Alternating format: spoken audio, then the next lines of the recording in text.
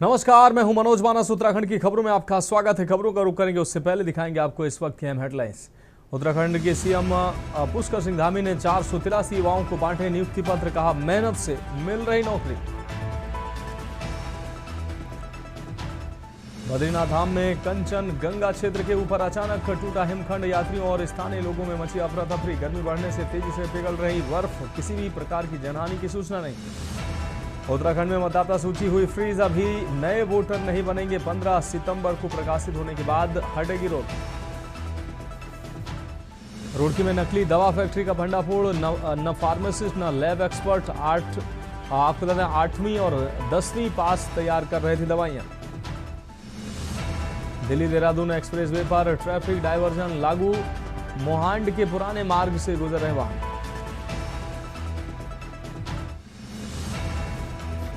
और उत्तराखंड के 8 जिलों में जंगलों की आग, विकराल बढ़ता तापमान बना बड़ा कारण। आप देख रहे हैं के न्यूज, खबरों का सारथी।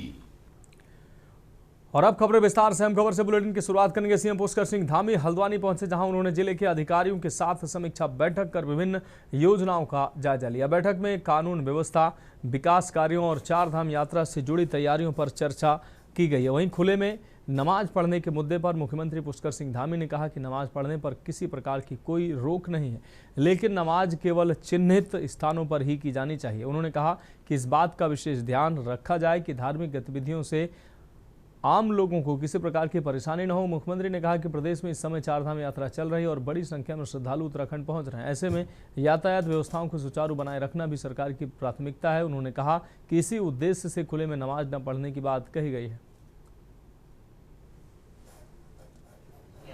देखिए, 4 धाम यात्रा राज्य की बहुत प्रमुख यात्रा है और लाइफलाइन है 4 धाम। इसमें प्रत्येक वर्ष लाखों की संख्या में तीर्थयात्री, श्रद्धालु, भक्तगण आते हैं, सनातन प्रेमी आते हैं। उनकी व्यवस्था अच्छी हो, इस निमित्त हम लोगों ने, सरकार ने, प्रशासन ने, मंदिर समिति ने, हमारे तीर्थ समाज के लोगों ने, सब लोगों ने पहले से ही लगातार जो 2025 की यात्रा समाप्त हुई थी, तब से हमने इसके लिए सभी प्रबंध प्रारंभ कर दिए थे, समीक्षाएं शुरू कर दी थी। और इस वर्ष बहुत ऐतिहासिक 1 माह की जो यात्रा हुई है, लगभग 1 माह में 20,50,000 से ज़्यादा लोगों ने अभी तक 4 धामों के दर्शन कर दिए हैं। सभी की यात्रा अच्छी हो, अच्छे प्रबंध हो, अच्छा एक अनुभव लोग लेकर यहाँ से जाएं, उसके लिए लगातार हमारा प्रयास है। थोड़ा सा श्रद्धालु बड़ी संख्या में आ गए हैं केदारनाथ जी में, और यमुनोत्री में जो हमारा एक कैपेसिटी है उसके अधिक लोग पहुंच रहे हैं। उसको व्यवस्थित करना भी चुनौती है, उसको व्यवस्थित किया जा रहा है।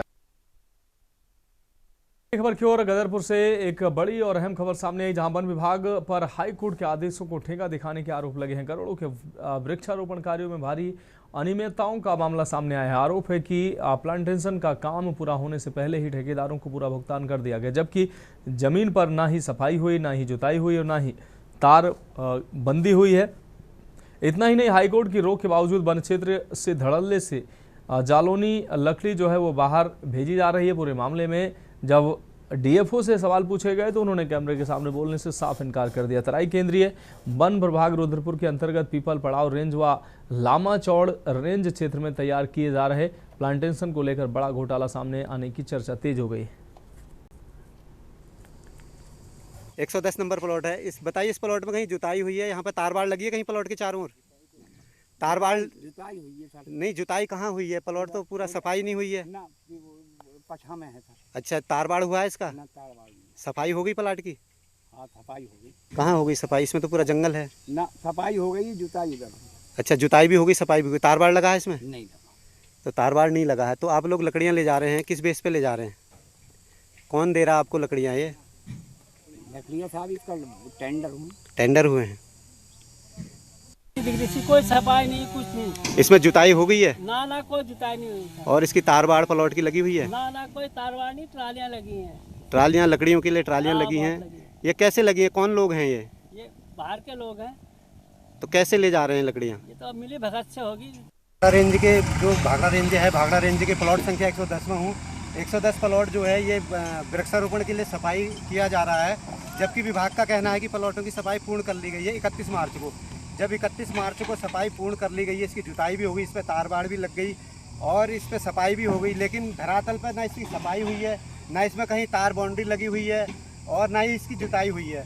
और ऊपर अब जब देखने में आया है कि यहाँ पर लकड़ियों की ट्रालियाँ भरी जा रही हैं। जब प्लाट सफाई हो गई है, पूर्ण हो गया, ठेकेदार को पैसा दे दिया गया है, तो उसके बाद फिर लकड़ियों की नीलामी क्यों, लकड़ियों की नीलामी किस बेस पे की गई और अगर की गई तो ठेकेदार को पैसा किस बात का दिया गया। मौके पे ना इसमें जुताई हुई है, ना इस पे सफाई हुई है, ना इसकी तार बाउंड्री कहीं हुई है।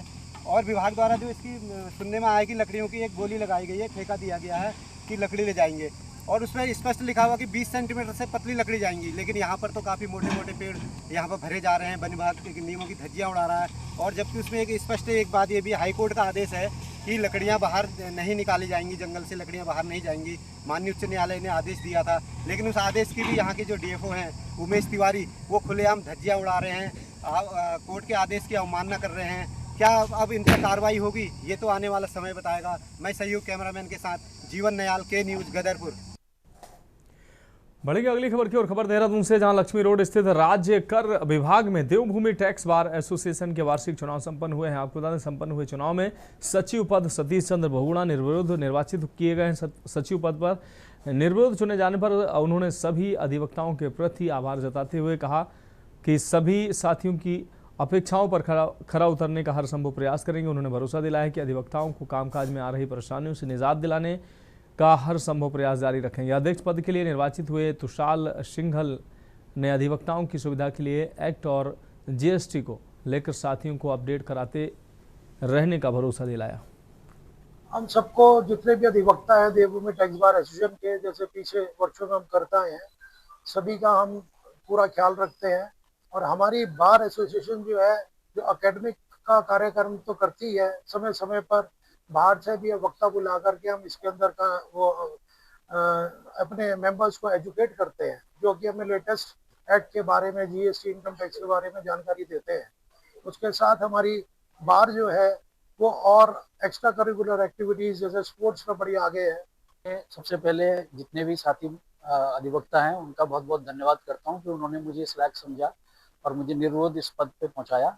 उनकी मेरे से कुछ बहुत ज़्यादा आशाएं होंगी, इसीलिए शायद उन्होंने मुझे जिम्मेदारी सौंपी है। मैं एक तो उनको पूर्ण विश्वास दिलाता हूं कि उनके विश्वास पर मैं खरा उतरने का प्रयत्न करूंगा।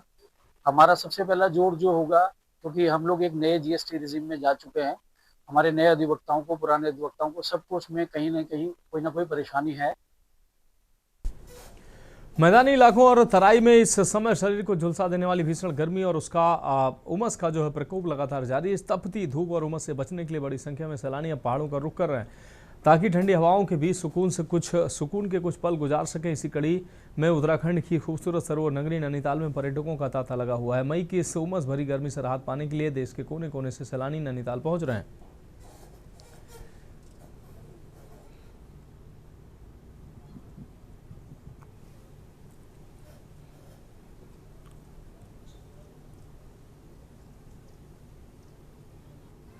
नैनीताल में पहली बार आए हैं और बहुत सुंदर नज़ारे हैं यहाँ पे, बहुत अच्छा। और वाटर स्पोर्ट तो बहुत ही अच्छा है, बच्चों के लिए तो खासकर बहुत अच्छा एंजॉयमेंट का एक वो है, तो बहुत अच्छा लगा हमें तो यहाँ। मैंने भी अपना बचपना एंजॉय किया इसमें।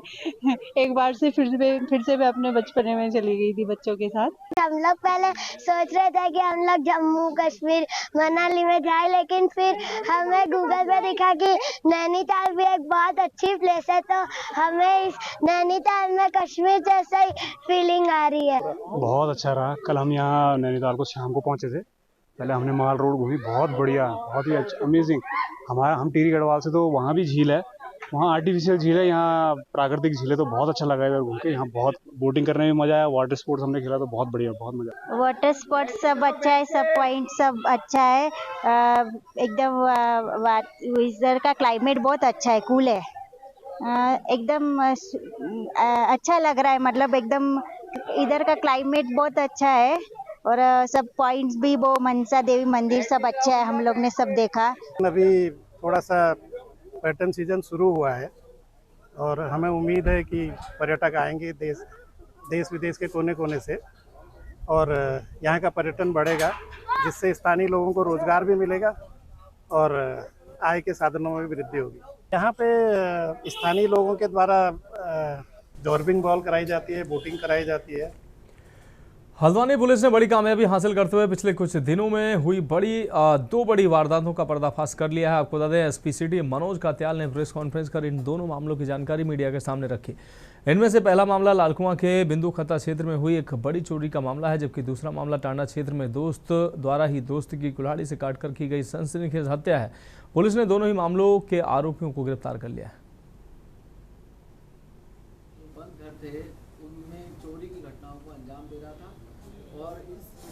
को सूचना मिली थी अर्ली मॉर्निंग की एक टांडा जंगल में एक साइट है फार्म की, जहां पर एक व्यक्ति मृत हालत में मिला है। जब मौके पर गए, घटनास्थल पे हम लोगों ने विजिट किया तो वहां पे एक मेवालाल नाम के व्यक्ति की, जिनकी उम्र लगभग 50 वर्ष थी, उनको गला काट के नृशंस तरीके से उनकी हत्या कर दी गई थी। तो इस मामले को हमने गंभीरता के दृष्टिगत तत्काल इसमें टीमों का गठन किया, जिसमें थाना मुखानी और थाना हल्द्वानी की टीमें इसमें लगी थी। और अगली खबर का रुख करेंगे। ईद उल अजहा बकरीद त्यौहार को सकुशल, शांतिपूर्ण एवं सौहार्दपूर्ण संपन्न कराने के लिए मंगलौर कोतवाली परिसर में सीओ मंगलौर अभिनय चौधरी ने आपको बता दें मंगलौर क्षेत्र के ग्रामीणों के साथ बैठक आयोजित की। बैठक में क्षेत्र के जनप्रतिनिधियों, धर्मगुरुओं, व्यापार मंडल पदाधिकारियों, शांति समिति सदस्य व स्थानीय नागरिकों को शामिल किया। गोष्ठी के दौरान उपस्थित लोगों ने त्यौहार को आपसी भाईचारे, सौहार्द एवं शांतिपूर्ण वातावरण मनाने की अपील की। कोतवाली मंगलौर में जो मंगलौर क्षेत्र, लंडोरा और आसपास का नापने वाला सारा क्षेत्र है, सभी के जो संभ्रांत लोग हैं उनको बुलाया गया था। बुला के उनकी समस्याएं भी सुनी गई, समस्याओं को समाधान भी किया गया, और जो आने वाली ईद है उसके संबंध में एक मीटिंग भी की गई कि कहाँ की व्यवस्थाएं कैसी हैं, कोई व्यवस्थाओं में कुछ कमी है, कुछ पुलिस की आवश्यकता है, तो वो सारी बिंदुओं पर विचार विमर्श हुआ। और साथ में एक अपील भी है लोगों से कि त्योहार खुशी का होता है, उसको हंसी खुशी के साथ मनाएं। सड़क पे जो है वाहन ठीक से खड़े करें ताकि आवाजाही बनी रहे, और कहीं भी जो है सड़क पे इस तरीके से घेर के नमाज अदा ना करें। जो निश्चित जगह पहले से की गई है वहीं जो है नमाज अदा करें। और किसी भी तरीके की कुर्बानी की या कोई भी जो है सोशल मीडिया में इस तरह की पोस्ट या ऐसी। अब बात अगली खबर की करेंगे। खबर हल्द्वानी से, जहां चर्चित ठेकेदार धनंजय एक बार फिर विवादों में घिरता नजर आ रहा है। आपको बता दें, शहर के कुछ व्यापारियों ने उन पर धोखाधड़ी के गंभीर आरोप लगाए हुए हैं। आपको बता दें, बैंक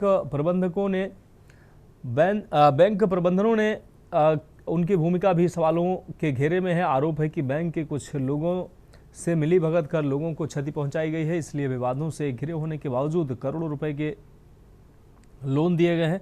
व्यापारियों ने इस मुद्दे पर प्रेस वार्ता कर अपनी बात रखी है और पूरे मामले की निष्पक्ष जांच की मांग उठाई है। उत्तराखंड ग्रामीण बैंक से एक प्रॉपर्टी मॉर्गेज हुई प्रेम पिक्चर हॉल के पास, एक मॉल बनना था, उसमें करीब 30-40 लोगों को दुकानें बेची गई। ये लोन 16-17 में लोन हुआ, और हमने जब चेक कराया तो कोई सरसरी एक्ट में उसका कोई हवाला नहीं था, कहीं पर वो चढ़ा नहीं था, उसमें लोन कहीं दिखाई नहीं दे रहा था। तो हमने सब लोगों ने दुकानें खरीद ली वहाँ पर। ये दुकान की रजिस्ट्री है, पक्के की रकम देके हमने दुकान खरीदी। उसके बाद में कुछ टाइम बाद पता लगा कि वो बैंक उसमें सील कर गया था। हमने जांच पड़ताल करी। पहले तो प्रशासन की ओर से जो आईजी मैडम ने जो एक सहयोग करा हमारे पर, एक जो किरण जागी हमारे ऊपर कि प्रशासन भी हमारा साथ देने के अब लग रहा है कि हो रहा है। धनंजय गिरी द्वारा हम सबको एक रजिस्टर्ड एग्रीमेंट के थ्रू वहाँ पे फ्लैट बेचे गए। मैं आपके प्रेस के माध्यम से ये पूछना चाहता हूँ बैंकों से कि जब कोई बैंक लोन देता है तो इतना बड़ा 10 करोड़ 20 करोड़ का लोन देता है तो उसकी ज़मीन की पहले इंक्वायरी नहीं करता? जब वो इंक्वायरी उनके द्वारा करी गई होगी। ऐसा था कि हमें एक व्यक्ति जिसने संपर्क किया कि आपको फ्लैट दिलाएंगे, कम मूल्य पर दिलाएंगे और ऐसी जगह पे दिलाएंगे जहां आपका फ्लैट 2 साल में दुगनी कीमत आपको देगा। तो हमने कहा भाई ठीक है, इन्वेस्टमेंट हल्द्वानी एक ऐसी जगह है, हर आदमी कहीं ना कहीं लैंड में, फ्लैट में या कहीं इन्वेस्ट करना चाहता है। तो मैंने वॉकवे के पीछे जब उन्होंने बताया कि ये जगह मेरी है तो मैं वहाँ पर गया। तो उन्होंने 2 स्थान बताए थे मुझे, एक प्रेम पिक्चर हॉल के बगल में और एक मुझे बताया था वॉकवे के पीछे। अब बढ़ेंगे अगली खबर की ओर। खबर देहरादून से, जहां राजपुर इलाके में 1 साल पहले हुई चर्चित हत्या का दून पुलिस ने बड़ा खुलासा किया है। पुलिस ने 25,000 की इनामी महिला आरोपी हुमेरा उर्फ जोया को सहारनपुर से गिरफ्तार किया है। जांच में सामने आया कि सामने पाया गया है कि प्रॉपर्टी विवाद के चलते मृतक के सौतेले भाई ने ही शार्प शूटर को सुपारी देकर हत्या कराई थी। पुलिस के मुताबिक आरोपी महिला अपने प्रेमी राजन उर्फ जैकी के साथ मिलकर वारदात में शामिल थी। हत्या को आत्महत्या दिखाने के लिए शव को पंखे से लटकाने की भी कोशिश की गई थी। मामले में मुख्य साजिशकर्ता अमित भटेजा अभी फरार है, जिसकी तलाश जारी है। जैसा आप लोग विदित हैं ही, कुछ दिन पूर्व ही राजपुर पर जो एफआईआर पिछले वर्ष 26 मई 2025 को कायम हुई थी मर्डर की धारा में, जिसमें मृतक श्री अजय भटेजा जी, उनके जो ममेरे भाई हैं जतिन, उनके द्वारा एफआईआर कायम करवाई गई थी कि कुछ अज्ञात लोगों के द्वारा उनके ममेरे भाई की हत्या कर दी है। इस संबंध में पुलिस के द्वारा तफ्तीश अपनी की गई, सर्विलांस के माध्यम से, मुखबिरों के माध्यम से। इसमें कुछ लोगों के नाम प्रकाश में आए थे। फिलहाल खबरों में वक्त एक अहम ब्रेक का, जल्द हाजिर होंगे। खबरों का सारथी।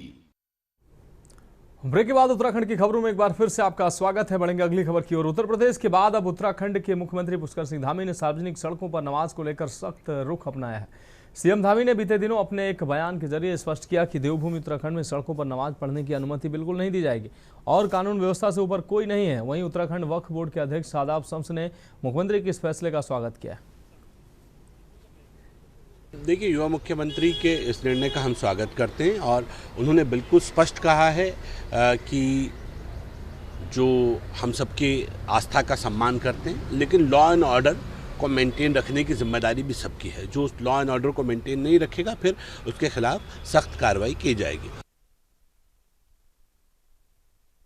बद्री केदार मंदिर समिति द्वारा दान के पैसे को माननीयों पर खर्च किए जाने का खुलासा हुआ। इस मामले ने राजनीतिक तूल पकड़ लिया है। इस पर भाजपा प्रदेश प्रवक्ता कुंवर जपेंद्र सिंह ने सफाई देते हुए कहा कि बेवजह इस मसले को तूल दिया जा रहा है। उन्होंने बताया कि आय व्यय का ऑडिट होता है और उसमें स्पष्टीकरण अनिवार्य है कि पैसा कहां और किस उपलक्ष्य में खर्च हुआ है।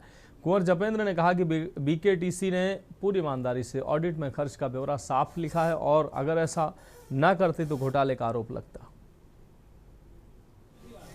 जब कभी भी कहीं कोई आय और व्यय का खर्चा लिखा जाता है तो उसमें ऑडिट भी होता है और उस ऑडिट में स्पष्टीकरण होना अनिवार्य होता है कि भाई अगर आपने ये पैसा खर्च करा तो कहाँ खर्च करा, इसके किस उपलक्ष्य में खर्च करा। अगर आपने कहीं कोई सामान खरीदा तो किसके लिए खरीदा, कहीं भोजन की व्यवस्था करी तो किसके लिए करी। और वहाँ बीकेटीसी ने तो पूरी ईमानदारी से जहाँ जहाँ जो खर्च हुआ है उसके ऑडिट के परिदृश्य में उसे साफ लिखा हुआ है। अगर वो ऐसा ना करते तो आप कहते बीकेटीसी के अध्यक्ष जी ने घोटाला कर दिया। तो ये छोटी छोटी चीज़ें हैं, हमें इन्हें छोटी छोटी चीज़ों पर नहीं जाना चाहिए।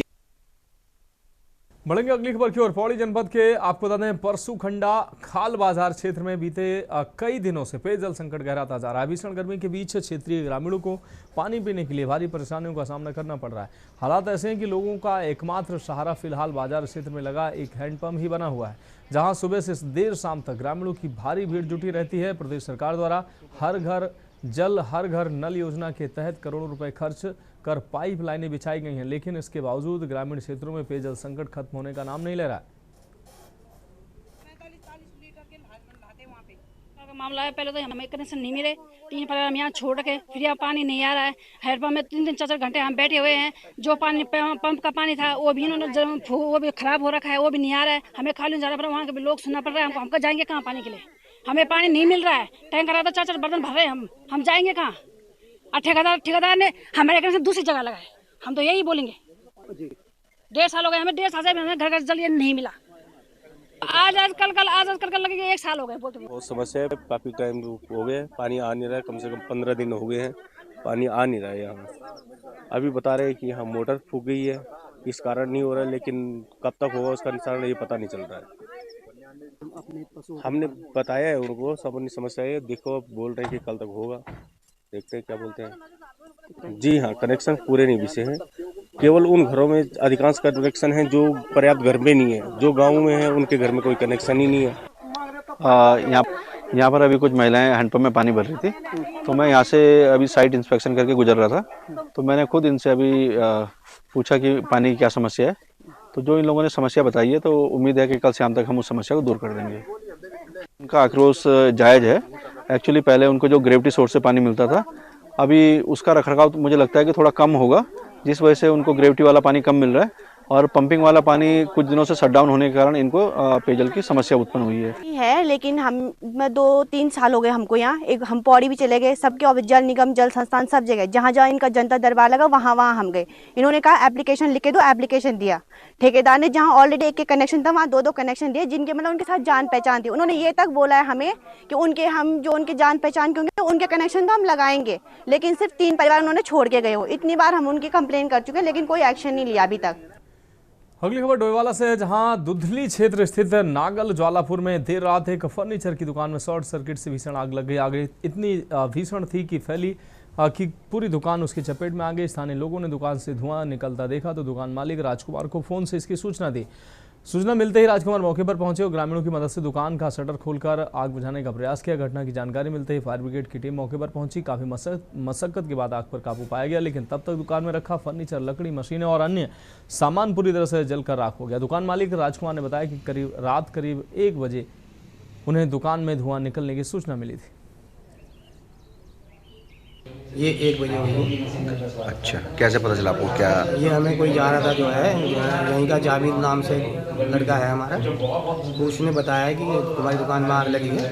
तो 1 बजे की घटना से हम जो है घर से फिर आए तो देखा तो यहाँ आग बहुत ज़बरदस्त लगी हुई थी। तो शटर भी हमने बहुत मुश्किल से खोले हैं, जिससे हमारे बाल भी झुलसे हैं। हाँ जी, भाई लोग भी थे। फिर हमने पानी की बाल्टियाँ ला करके पानी डाला, फिर फायर की गाड़ी को फ़ोन किया तो वो पहुँची है कम से कम भी आधे-पौन घंटे में।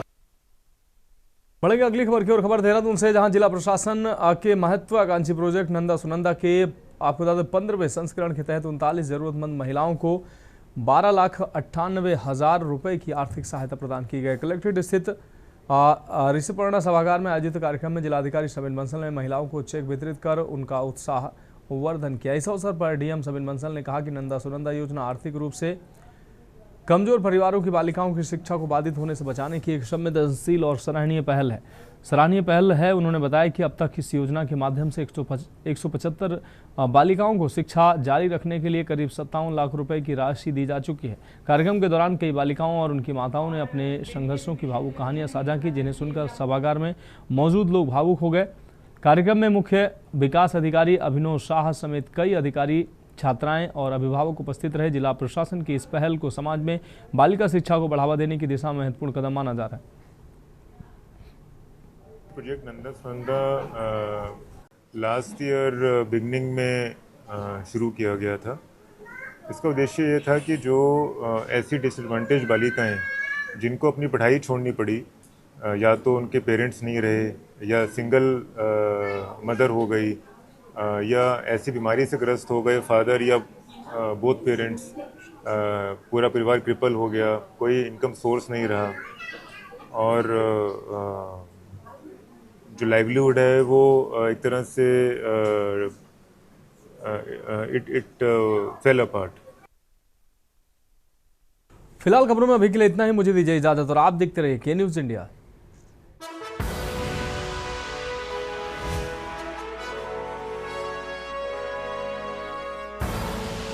आप देख रहे हैं के न्यूज़, खबरों का सारथी।